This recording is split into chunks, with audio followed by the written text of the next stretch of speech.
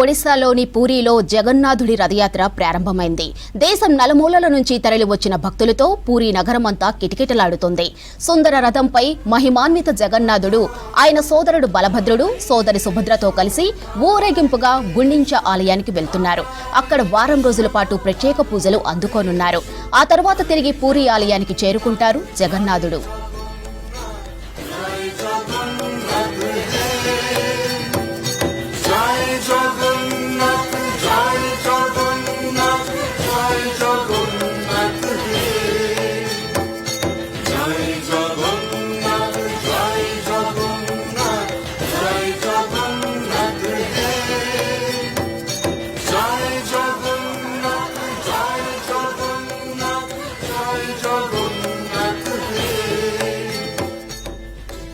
జగన్నాథుడి రథయాత్ర 9 రోజుల పాటు కొనసాగనుంది. జగన్నాథుడు, బలభద్రుడు, సుభద్రాదేవి గుండించ ఆలయంలో 7 రోజులు విశ్రాంతి తీసుకుంటారు.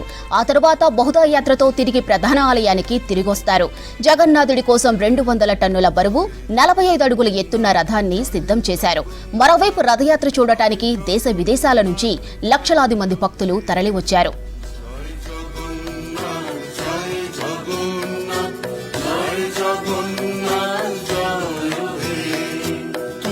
জগতের পিতা আমাদের পিতা, তোমায় মোদের ভরসা, তোমায় মোদের আস্থা.